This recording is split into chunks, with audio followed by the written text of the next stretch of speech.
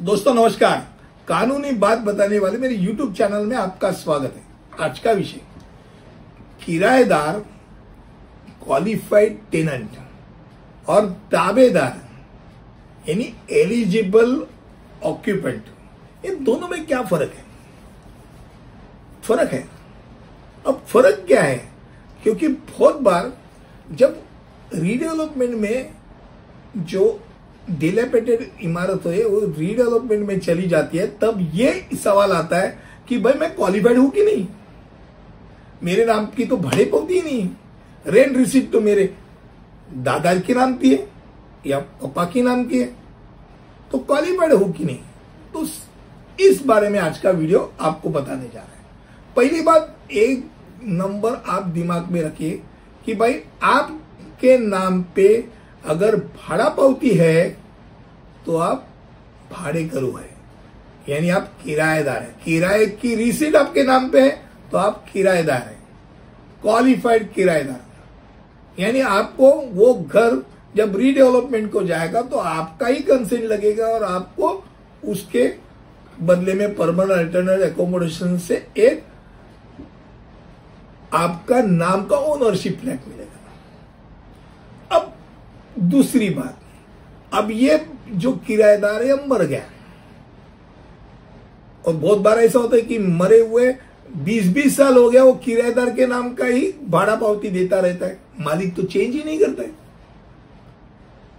अब तो भाई मेरे दादाजी के नाम पे था भाड़े पावती ओरिजिनल, पापा बीच में थे, पापा भी गुजर गए, अब मैं रहता हूं, अब मेरे नाम पे भी भाड़े पावती आज तक नहीं है, क्वालिफाइड है कि नहीं।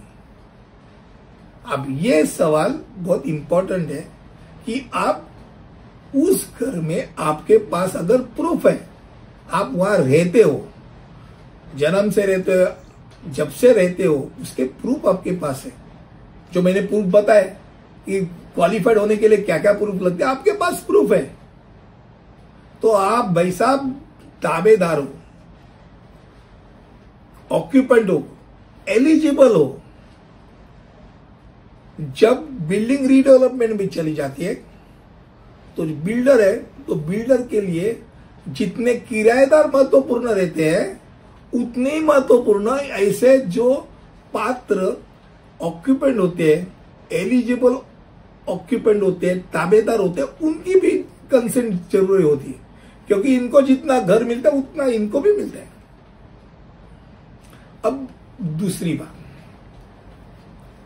जिसके नाम पे किराया रिसीट हो वो को तो किराएदार है, ये तो एकदम सहज सरल है। पर मेरे दादा के नाम पे भाड़ा पावती थी, अब दादा गुजर गए, अब दादा के नाम पे अगर भाड़े पावती है तो कौन कौन क्वालिफाइड है? तो दादी क्वालिफाइड है, उस दादा के बेटे यानी तुम्हारे पिताजी क्वालिफाइड है, तुम्हारी माताजी क्वालिफाइड है, अगर पिताजी भी चल बसे तो माताजी विधवा है, वो भी क्वालिफाइड है। जिनकी शादी नहीं हुई, ऐसे अगर तुम्हारे पापा को बहन है वो भी क्वालिफाइड है, अगर वो तुम्हारे साथ रह रही है। तुम्हारे चाचा अगर तुम्हारे साथ रहे वो भी क्वालिफाइड है, आप उधर रह रहे हो आप भी क्वालिफाइड हो, पोते हो, रहते हो, क्वालिफाइड हो। आपकी बीवी आपके साथ शादी करके आ गई है उस घर में, वो भी क्वालिफाइड है। अगर आपकी बहन है, उसने शादी की और उसका पति मर गया, वापिस आ गई, या तो डिवोर्स हो गया वापिस आ गई, वो भी क्वालिफाइड है।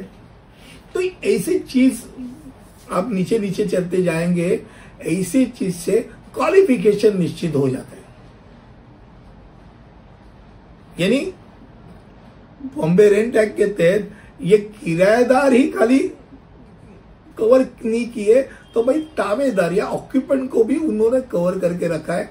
और मुझे लगता है आज का वीडियो सिर्फ किराएदार कैसा चुना जाएगा कि माना जाएगा ये नहीं, पर भाई आप ऑक्यूपेंट, एलिजिबल ऑक्यूपेंट हो कि नहीं, और होने के लिए आपको क्या होना जरूरी है ये बताने के लिए था। मुझे लगता है कम शब्दों में आपके सामने मैंने रखा।